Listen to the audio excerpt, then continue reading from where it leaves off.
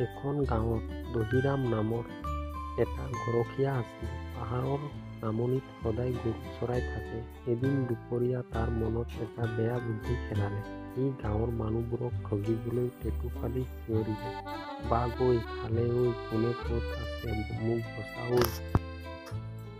তাৰ চিঞৰ বাখৰ শুনি গাঁৱৰ ৰাইজে জাঠি জোং লৈ উদাত খাই আহিল। পাছে দেখিলে যে দেহিৰামে তেওঁলোকক দেখি কিৰিলিয়াই হাঁহিব ধৰিছে। গাঁৱৰ মানুহবোৰৰ বৰ খং উঠিল। তাকে গালি শাপনি পাৰি তেওঁলোকে দিহা-দিহি গুচি গ'ল।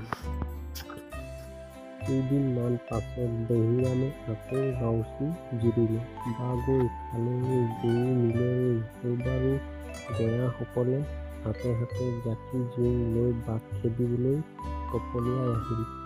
দুষ্ট গৰখীয়া এইবাৰো হাত চাপৰি বজাই নাচি দেখুৱালে। মানুহবোৰ এইবাৰো তাক খং ৰাগ কৰি গুচি গ'ল। এদিন সঁচাকৈয়ে এটা ডাঙৰ বাঘ তাৰ মুখৰ আগত ওলাল। সি বাঘ ঐ, খালে ঐ বুলি চিঞৰি তাল-ফাল লগালে। কিন্তু এইবাৰ গৰখীয়াক বচাবলৈ কোনো ওলাই নাহিল। সকলোৱে ভাবিলে দেহিৰামে এইবাৰো এনেই চিঞৰিছে।